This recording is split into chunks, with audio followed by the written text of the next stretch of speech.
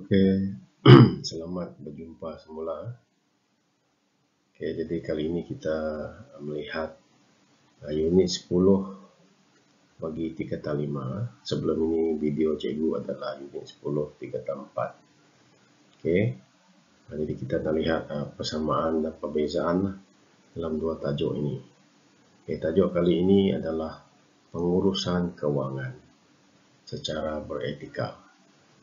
Oke ya. Sebelum ini dalam tingkatan 4 kita belajar tentang pengurusan perbelanjaan secara beretika. Oke ya. Jadi ada dua perbezaan. Satu ialah berbelanja. Sekarang ni kita nak lihat bagaimana kita nak uruskan duit yang kita ada tu. Oke ya. Dia juga akan termasuklah perbelanjaan juga nanti. Okey, cikgu adalah Cikgu William dari SMK Segrahat Sibu. Okey. Jadi inilah tajuk lanjutan daripada tajuk kita di tingkatan 4. Tajuk kita di tingkatan 4. Okey, seterusnya. Baik. Jadi dalam tajuk ini atau dalam unit ini, para pelajar akan dapat menyenaraikan sumber kewangan yang diperoleh secara beretika, kemudian dapat mengenal pasti cara menguruskan kewangan yang beretika, mencerahkan kepentingan pengurusan kewangan yang beretika, meramalkan kesan pengurusan kewangan yang tidak beretika, mengekspresi atau menzahirkan atau menunjukkan perasaan apabila menguruskan kewangan, dan yang terakhir sekali mempraktikkan amalan pengurusan kewangan secara beretika. Ya, seperti juga dalam tajuk kita di tingkatan 4. Beretika ni maksudnya adalah cara yang berhemah, cara yang betul dalam menguruskan kewangan. Jadi dalam tingkatan 4 dulu kita tidak menceritakan dari manakah sumber kewangan yang kita gunakan untuk kita berbelanja tu.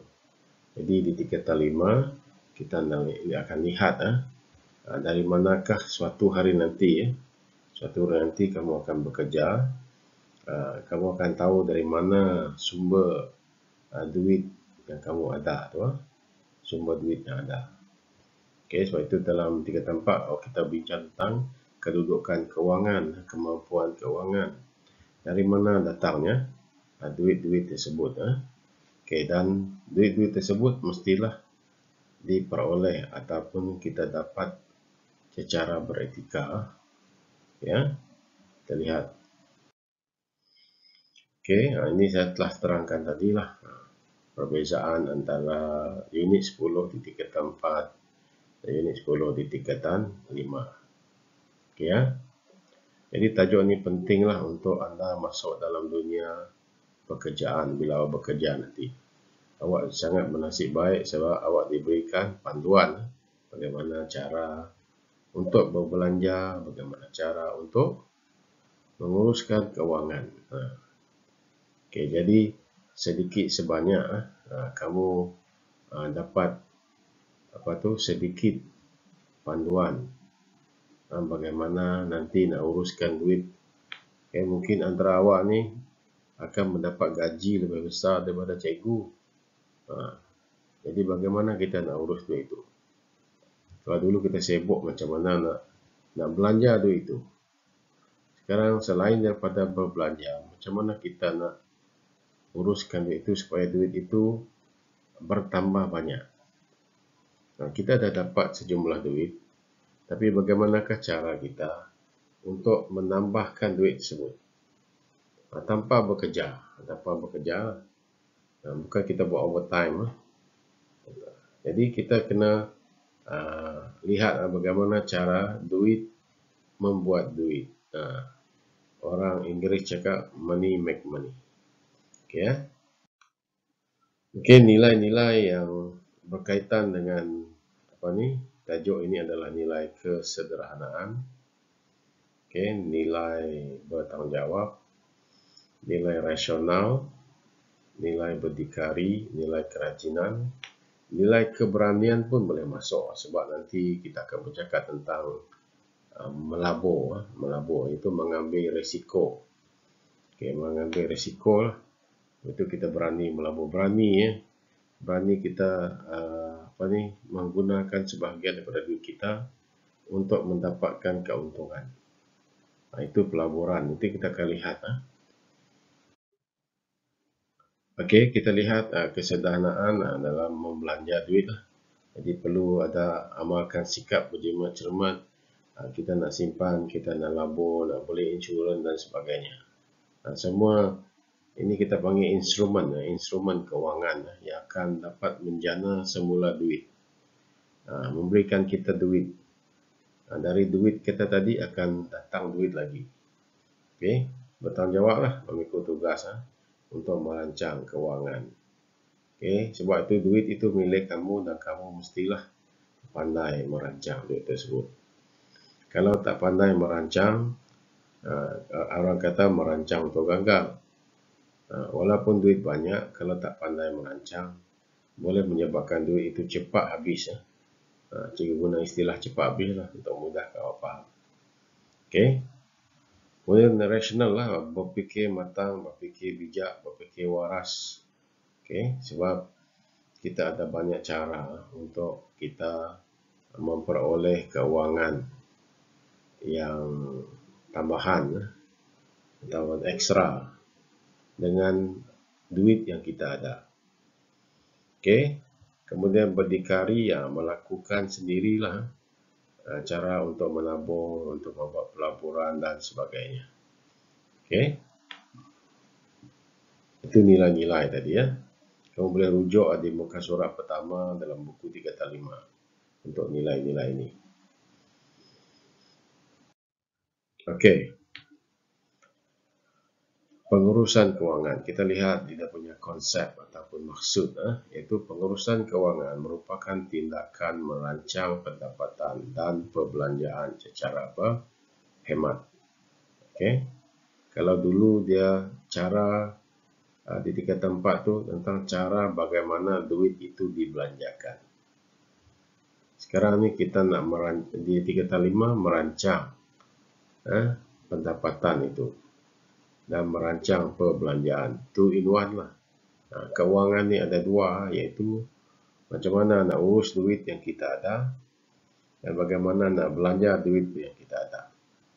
Nanti kita kena bahagikan duit ini macam kita bahagikan pizza tu, macam pie kita kena bagi-bagi duit itu.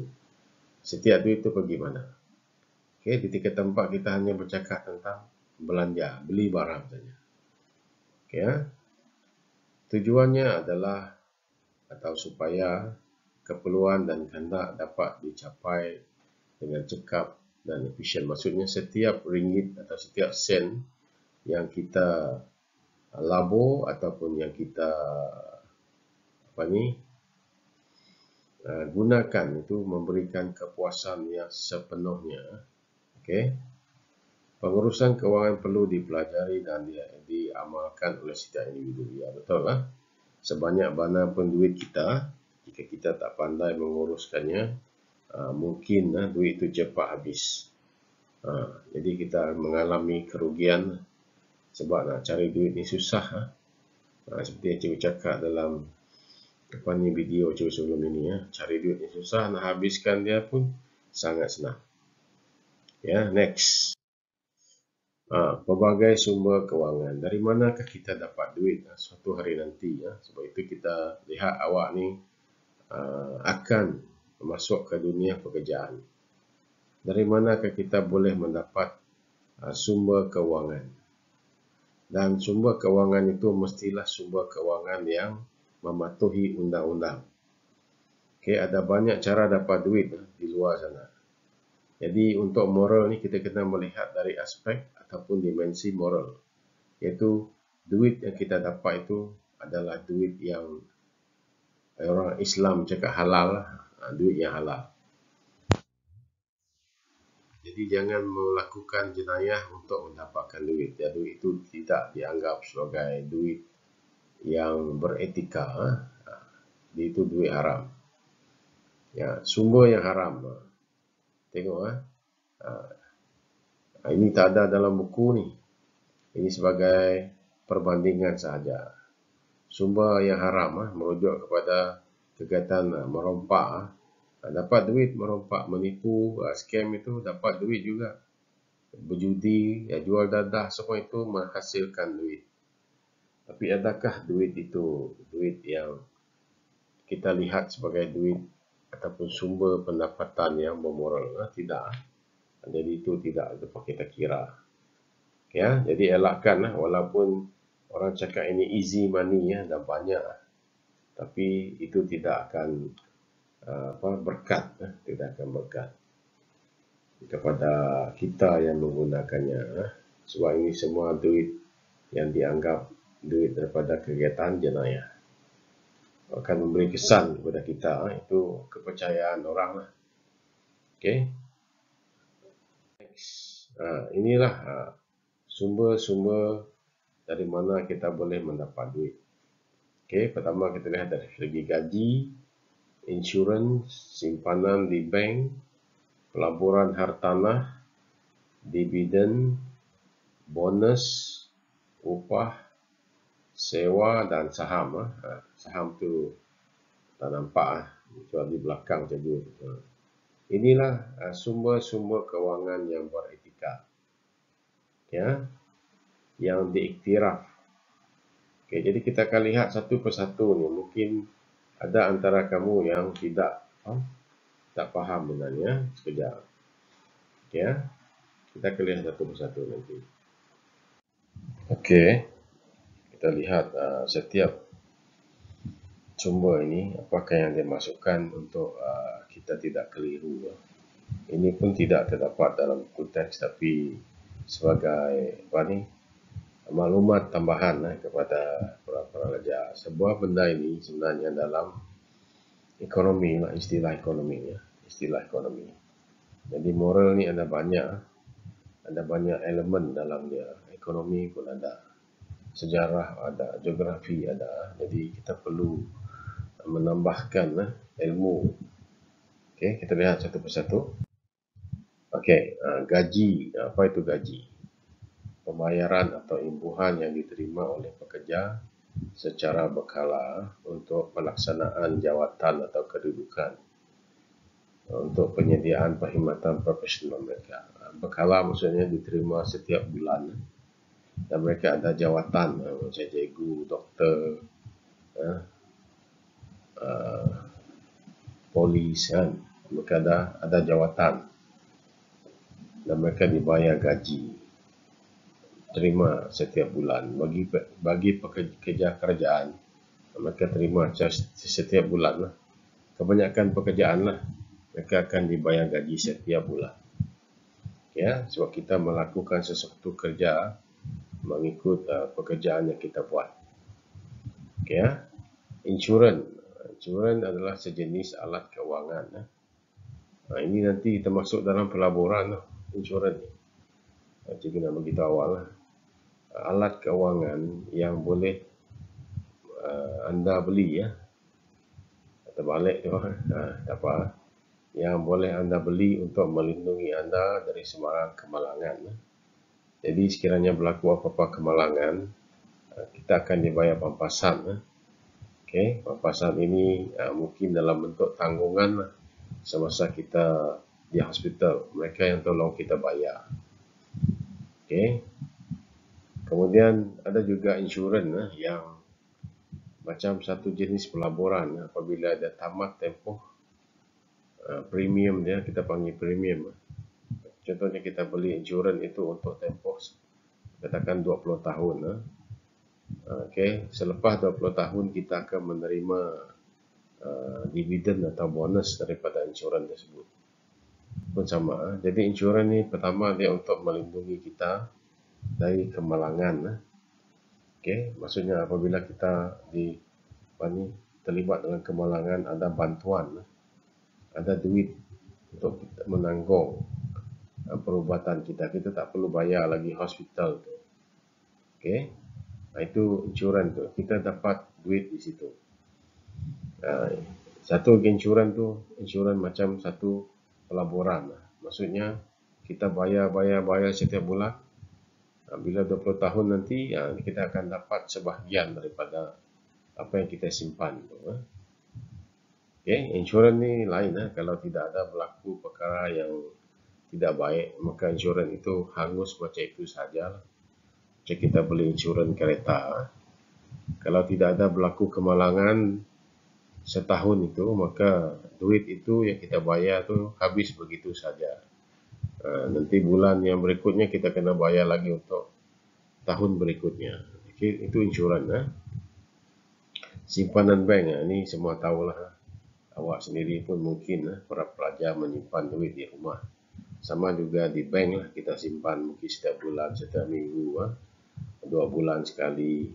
Bezanya di bank, duit kita ni boleh meningkat lah, boleh bertambah bila pihak bank memberikan kita faedah. Kalau di rumah dia tak ada. Kalau 1,000 lah 1 tahun itu. Kalau di bank, istilah tu duit tu boleh beranak. Sebab bank meletakkan faedah tu, interest kepada simpanan kita. Okay. Mungkin 1 bulan dia letak mungkin 0,01% kan. Jadi dalam setahun dapat banyak jugalah. Okay, daripada dia disimpan di rumah. Jadi duit di bank tu dari gaji kita lah, kita simpan setiap bulan. Ya, itu simpanan di bank. Duit yang kita simpan di bank digunakan sebagai sumber kewangan kita. Okay, seterusnya pelaburan hartanah. Nanti kita akan terangkan apa maksud pelaburan. Okey. Pelaburan hartanah maksudnya pembelian satu persatu aset kewangan. Macam tadi insurans juga aset kewangan. Alat kewangan tadi insurans. Ini aset kewangan. Okey, dengan harapan aset tersebut akan menjana. Maksudnya memberikan kita pendapatan, menjana pendapatan daripada keuntungan pada masa hadapan. Iaitu apabila aset itu dijual pada harga yang lebih tinggi. Okey, daripada harga semasa dibeli. Okey. Ini paling senang ialah kita berikan contoh rumah. Rumah ini semua aset, kalau sesuatu yang dipanggil aset, nilai dia bertambah setiap tahun. Kita letak tahun lah. Nilai dia bertambah setiap tahun. Contohnya rumah. Okay, mungkin pada tahun ini kamu beli harga rumah tu katakan dia 200,000 lah. 200,000. Mungkin dalam 3 atau 4 tahun nanti 200,000 tu mungkin menjadi 350,000. Dia sudah meningkat. Daripada 200,000 kepada 300, katakanlah 300,000. Kamu sudah untung 100,000 daripada rumah yang dibeli itu. Sebab apabila mereka membeli aset, mereka akan menjangkakan harga aset itu akan meningkat dalam masa 5 tahun, 10 tahun. Okay, itu maksudnya aset hartanah. Seperti rumah kediaman, komersial maksudnya kedai lah. Ada orang beli bangunan kedai. Okay. Ada orang beli kedai runcit. Ada orang beli kilang. Okay. Bangunan kilang. Mereka beli itu. Okay. Jadi bila cukup masa nanti mereka jual. Okay. Itu cara mereka untuk dapatkan duit. Jadi ingat aset ni harga dia akan meningkat. Setiap kali akan meningkat. Dividen, apa itu dividen? Pengagihan sebahagian daripada keuntungan syarikat. Keuntungan syarikat itu akan dibahagikan kepada pemegang saham. Ini juga ada kaitan dengan pelaburan. Ya. Dividen maksudnya keuntungan daripada syarikat. Sendirian berhad. Maksudnya sendiri punya ni. Bukan kerajaan punya. swasta. Contohnya Telekom, Telekom tu.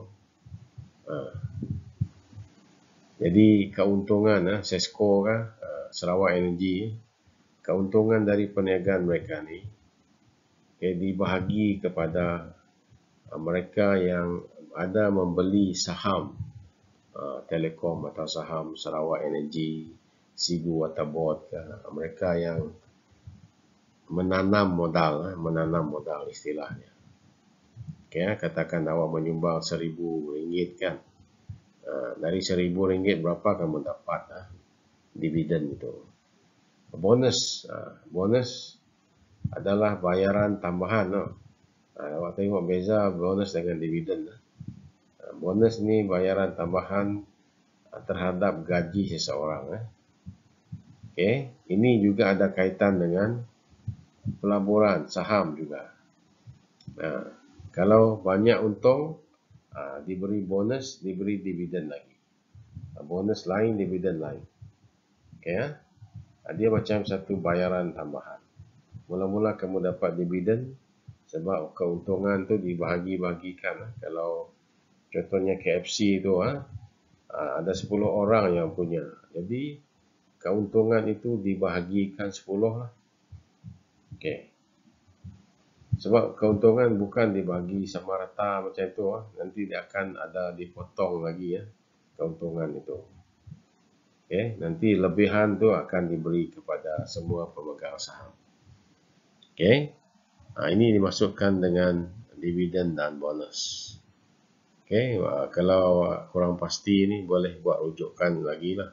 Sebab ini semua menggunakan istilah ekonomi jadi mungkin susah untuk kita faham lah. Tapi at least kita dapat lihat perbezaan setiap sumber kewangan ini. Kita lihat sewa. Sewa senang lah kan. Kalau ada rumah yang lebih, satu hari nanti kamu ada beli rumah yang lebih, kamu sewa pada orang. Orang bayar kamu dapat duit. Sama juga perusahaan kereta. Tapi kereta sewa sekarang tidak popular lagi sebab adanya Grab. Kamu ada beli rumah kedai. Kamu sendiri tidak mau berniaga. Kamu sewa dengan orang. Orang bayar kamu. Sama juga kamu ada tanah. Kamu boleh sewa pada orang untuk mereka tanam sawit ke, tanam durian ke. Kamu dapatkan sewa lah. Mungkin 1 bulan, 2,000. Kamu tak perlu buat apa-apa dapat duit. Itu yang cikgu cakap tadi. Duit membuat duit. Money make money. Jadi tanpa melakukan apa-apa, kita boleh mendapatkan duit melalui kaedah ini tadilah. Jadi fokus dia adalah pelaburan. Upah ni untuk orang melakukan sesuatu kerja yang mungkin tidak berpanjangan. Sekejap saja. Contohnya kita memanggil pelajar. Contohnya untuk menebah rumput di sekitar rumah cikgu. Mungkin 1 jam, 2 jam. Kita bagi upah. Ataupun kita tengok di WAF Express. WAF Express bagi macam di Sabah dan Sarawak ni lah yang masih menggunakan bot. Bot express lah. Senang cerita. Ada orang yang angkat barang kan. Kita bagi dia upah. Angkat barang kita RM1, RM2 macam tu. Atau kita suruh orang beli barang. Kita bagi orang tu duit RM1 lah sebagai upah dia menjalankan sesuatu kerja yang kita minta dia buat. Saham, ini pelaburan lagi Saham ni kita menyimpan modal contohnya KFC kan, nak buka di, katakan KFC itu nak buka di di tempat kita. Mereka mencari orang untuk melabur dalam KFC itu. Mencari orang bila nak kutip duit daripada orang, duit itu kita panggil saham lah. Kita beli saham ni. Katakan 100,000 kita beli. Itulah saham kita 100,000. Jadi 1 tahun akan kira untung lah. Jadi kamu 100,000 berapakah yang kamu dapat untuk bonus dan untuk dividen macam tadi Dia membeli saham. Sama juga amanah saham. Bumi Putra tu, ASB, ASN tu, kita beli tu. Kita beli berapa unit, kita panggil sebagai unit. Okey. Kalau kita tak mau, kita boleh jual balik. Kita dapat semula duit itu. Kita beli macam tadi lah, dengan harapan saham itu akan naik dan kita dapat untung. Okey. Ini adalah sumber pendapatan yang kita tidak berusaha sangat. Tidak berusaha sangat untuk dapatkan keuntungan ataupun ekstra daripada pendapatan tersebut. Okey. Baik, cara menguruskan wang. Tadi kita dah bincang tentang sumber pendapatan, sekarang kita cara mengurus keuangan sekarang. Kalau dalam tingkatan 4, cara menguruskan perbelanjaan. Okey. Jadi dapatkan, ingat baliklah perbezaan dia. Baiklah. Kita pergi satu persatu. Mengurus pendapatan dan pembagian cara berhemat. Maksudnya berhati-hati dengan mengambil kira semua aspek lah. Itu maksudnya membuat perancangan atau pengurusan secara berhemat. Kita sudah fikir semua. Kemudian membuat simpanan untuk waktu kecemasan. Sebelum ini dalam tajuk di tingkatan 4 kita tak bercakap tentang simpanan, kita bercakap tentang tabungan. Ini perkara yang lebih kurang sama lah. Okay. Duit yang kita dapat tadi kita boleh simpan atau tabungkan, dan duit ini boleh digunakan pada waktu kecemasan. Okay. Waktu kecemasan ni tidak semestinya yang melibatkan nyawa. Contohnya kereta kita rosak dan kita perlu membaiki dia dan bayaran dia agak mahal. Mungkin gaji kita kalau kita guna tak cukup. Kalau kita guna gaji, apa yang kita nak makan sepanjang bulan tersebut. Jadi adanya duit ini dapat membantu meringankan. Kalau simpanan kita banyak, lagi bagus. Jadi duit gaji kita tidak akan terjejas. Menyertai skim pelaburan yang diiktiraf. Diiktiraf maksudnya yang disahkan betul oleh pihak bank negara. Ada banyak syarikat atau skim pelaburan di luar sana. Ada yang yang betul, ada yang tidak betul. Okay.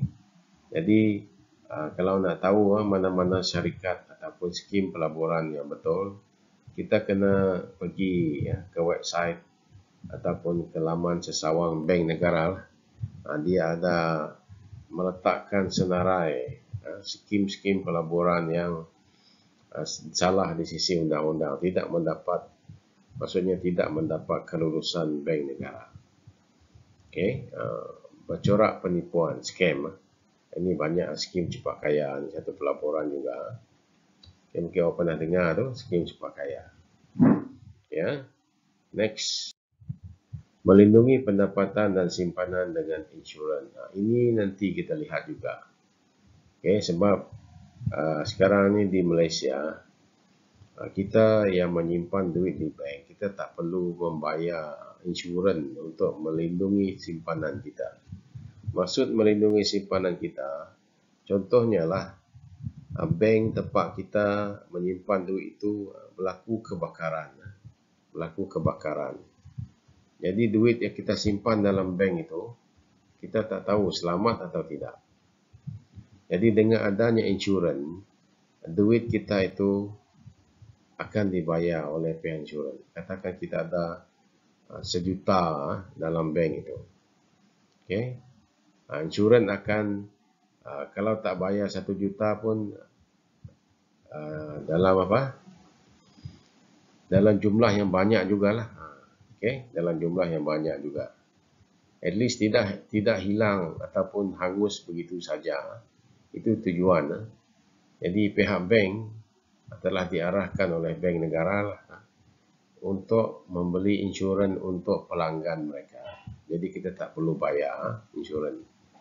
Okay. Ini di bawah PIDM. Nanti kita lihat PIDM. Itu nama insurans yang digunakan untuk melindungi simpanan-simpanan rakyat Malaysia di bank-bank di Malaysia. Nanti kita akan tengok. Kemudian membuat pinjaman di bank mengikut kemampuan. Ini sama juga untuk tajuk perancangan perbelanjaan. Membuat pinjaman mengikut kemampuan. Okey. Sebenarnya sama saja.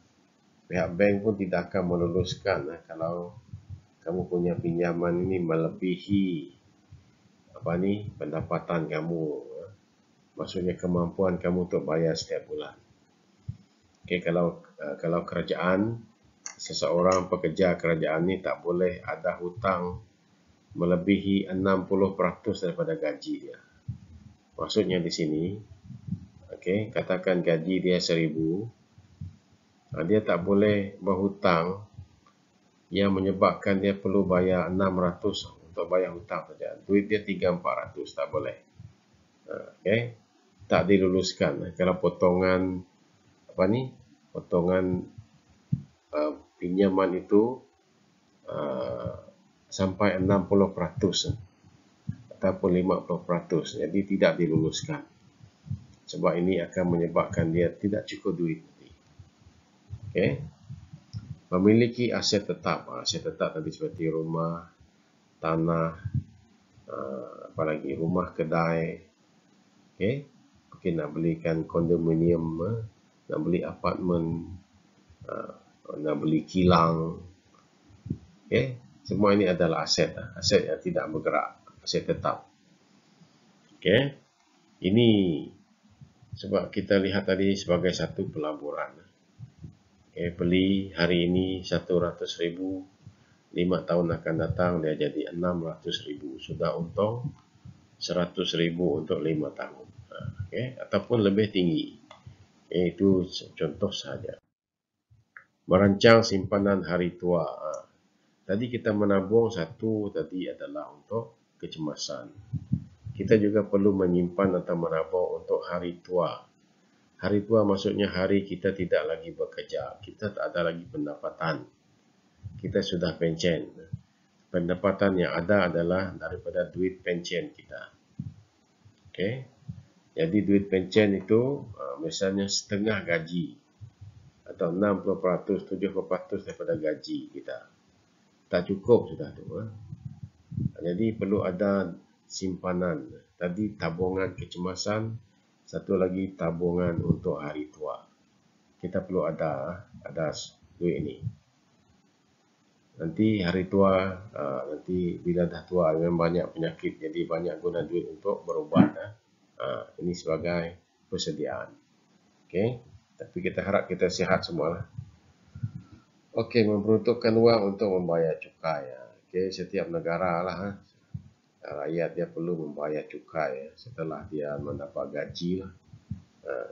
Cukai ini dibayar secara tahunan. Okey.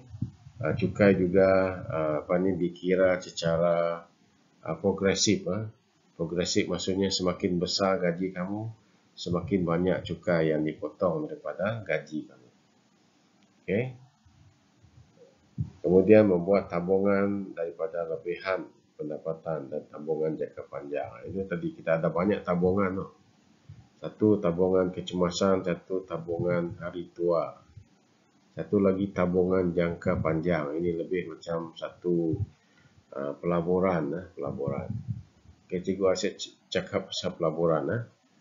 Okay, sebab tajuk ini banyak kaitan dengan pelaburan. Okey. Sebab nak jana duit ni, nak dapatkan duit daripada duit yang kita ada. Next. Apa tu pelaburan? Ini maklumat dia. Satu kegiatan menanam modal, menanam duit. Melalui membeli instrumen kewangan atau aset. Instrumen kewangan macam insurans tadi. Kita bayar setiap bulan. Kemudian sampai satu tempoh, duit yang kita bayar tu bersama bonus dia, kita terima balik. Kita tanam duit itu. Kita simpan dan dia pandai beranak. Istilah beranak tu lah. Okey, dalam bentuk aset. Cikgu dah terang tadi, rumah kan. Rumah harga 100.000 sekarang, mungkin 3 tahun lagi dia sudah jadi 150.000, sudah untung 50.000. Okey. Kemudian satu lagi di situ ialah instrumen keuangan. Satu lagi adalah melalui aset, yang langsung atau tidak langsung lah. Dengan harapan bila kita melabur ni, dengan harapan mendapat untung. Okey. Ada banyak pelaburan selain pada aset, kita juga ada pelaburan dalam bentuk emas, emas, gold investment. Okey. Seterusnya, info tambahan lagi. Tadi cikgu dah bagi tahu awak, duit yang disimpan kita dalam bank di Malaysia ni dilindungi oleh Perbadanan Insurans Deposit Malaysia, PIDM. Okey, jadi kita tak perlu bayar insurans untuk duit yang kita simpan dalam bank nanti ya. Okey. Sekiranya bank tempat rakyat menyimpan duit itu mengalami kegagalan, bankrupt contohnya salah satu, bank itu muflis, bankrupt. Jadi bagaimana duit kita simpan dalam sana? Kita boleh mengambil balik duit itu. Mungkin bukan 100%. Bukan 100%, tapi masih dapat balik duit kita. Mungkin awak simpan 1 juta, mungkin 900,000 lah boleh claim. Okey. Kena lihat sendiri di website ataupun di laman Cesawang, Perbadanan Insurans Deposit Malaysia. Okey. Seterusnya, ini logo PIDM, Perbadanan Insurans Deposit Malaysia. Okey. Jadi dia protect, dia kata sampai 250,000. 250,000. Itu mungkin minimum lah, simpanan minimum. Jadi dia akan bayar lah. Kita bayar jika bank itu bankrupt atau bank itu terbakar dan sebagainya lah. Jadi kita tak perlu risau, duit kita dilindungi dalam bank. Jangan simpan di rumah lah. Di rumah kalau berlaku apa-apa tidak ada insurans yang cover. Okey. Seterusnya, kepentingan pengurusan keuangan. Macam sebelum ini, okey. Dalam tajuk yang 10.3 dia ada kepentingan pengurusan perbelanjaan. Cabut 3. Okey, mengurangkan beban kewangan hutang lebih kurang sama. Mengelakkan kes penipuan pun sama. Tadi pengguna bijak kan, ada scam, transaksi haram. Okey, kuasa beli tinggi pun sama dengan tajuk kita sebelum ini. Kemudian menjamin masa depan yang sejahtera pun sama. Kepentingan dia. Cuma kita lihat di sini ialah dari sudut pelaburan, mendapatkan duit daripada duit. Menggunakan duit untuk mendapatkan duit. Okey. Jadi simpanan kita ni, kalau kita simpan di bank kita dapat dividen lah. Itu yang beza dia. Kalau di rumah tak ada dapat lah. Jadi kalau kita sentiasa menyimpan duit itu sentiasa bertambah banyak. Selain daripada duit kita sendiri yang banyak, dia adanya dividen ataupun adanya bonus. Ya. Okey, skim cepat kaya ni adalah skim yang popular. Ramai orang tertipu. Labur 1,000 dapat 1 juta dalam 1 minggu. Semua orang ikut beli. Itu pelaburan yang luar biasa macam tu, biasanya satu penipuan. Sebab untuk melabur ni, dia mengambil masa yang panjang. Okay, baru dapat untung. Bukan melabur hari ni, esok terus jadi kaya. Tidak. Okay, kena tunggu 1 tahun, 2 tahun, 3 tahun. Itu maksudnya pelaburan. Okay, kalau dia untung sekejap saja, dia cakap itu satu penipuan, tak perlu layan. Nanti kamu akan mengalami kerugian. Okey, jadi kita ada harta. Tadi kita ada tabungan untuk untuk unit 10 tingkatan 4 ada tabungan saja. Yang ini ada aset. Maksudnya barang itu bila kita nak kita nak duit, kita boleh jual dan harga dia memang meningkat. Itu harta kekal. Harta kekal. Okay, ada barang yang mahal tetapi setiap hari nilai dia jatuh. Contohnya kereta. Hari ini kamu beli kereta tu harga 100,000. Esok harga kereta tu kalau kamu jual tidak sampai 100,000. Dia susut nilai. Jatuh harga. Ya. Jadi secara ringkasnya macam di bahagian belakang nota cikgu ini adalah penerangan ringkas apa yang dimaksudkan oleh setiap kepentingan itu, isinya. Okay. Jadi apabila kita mempunyai kuasa beli yang tinggi, itu memberikan kita kepuasan. Kita dapat membeli barang yang kita mahu. Okay. Mungkin kita nak beli kereta Ferrari kan. Disebabkan kita melabur, menyimpan, kita mampu membeli. Itu satu kepuasan. Tetapi kalau kita lihat balik kepada tingkatan 4, itu akan meningkatkan persaingan yang tidak sihat. Berlaku pembaziran, walaupun untuk menghargai diri sendiri. Okey, masa depan menjadi sejahtera sebab kita ada harta kekal. Mungkin bangunan yang kita beli, rumah kedai yang kita beli, sentiasa memberikan kita duit melalui sewa, orang bayar setiap bulan. Okey. Next. Kesan pengurusan keuangan secara tidak beretika.